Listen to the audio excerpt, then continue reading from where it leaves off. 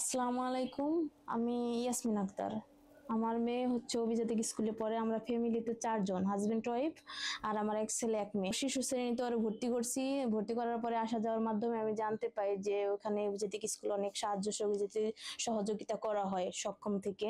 তো জানতে পারার পরে আমার কাছে মনে হলো যে আমার হাজবেন্ড রং মিস্ত্রি, আমি যেন ওনার পাশে একটু দাঁড়াইতে পারি, মানে কিছুটা আমি ওনাকে সাহায্য করতে পারি। এখান থেকে মেশিনটা পাইলাম, পাওয়ার পরে আমার মানে আসলে অনেকটা উপকার হইতেছে।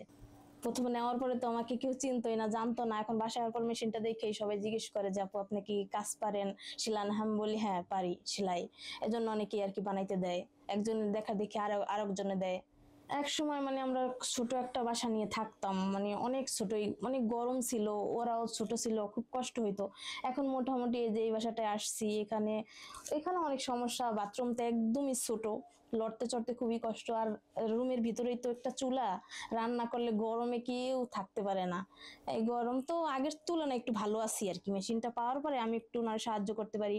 আর ঢাকায় থাকি, ঢাকায় তো অনেক টাকা মজুরি, ঠিক আছে। এই মজুরি টুজুরি এবারে আমার হাত খরচ, আমার বাচ্চাদেরকে আমি টিফিনের টাকা দিতে পারি। আমার নিজের থেকে সবসময় আমার বাবার কাছে চাওয়া লাগে না। আর নিজের একটা জিনিস মনে হইলে কিনতে পারি। এটাই আমার অনেক সাহায্য সহযোগিতা হয়েছে। তো আশা করি যে সামনে আরো আমার কোনো সমস্যা থাকবে না। লেখাপড়ার পাশাপাশি বাচ্চাদেরকে যে এত আনন্দ, এত উৎসাহ দেয় তারা। আর প্রত্যেকটা স্যার ম্যাডাম, মানে আমার কাছে সব মিলে অনেক ভালো লাগে স্কুলটা। আমার আম্মু আমার অনেক সুন্দর সুন্দর জামা বানাই দিছে। আম্মু যখন সেলাই মেশিনে কাজ করে আমি চুপচাপ বসে বসে দেখি কি কাজ করে। আমি চাই যে আম্মুর কাছ থেকে শিখবো একদিন, শিক্ষা নিজে নিজে জামা সেলাই করব।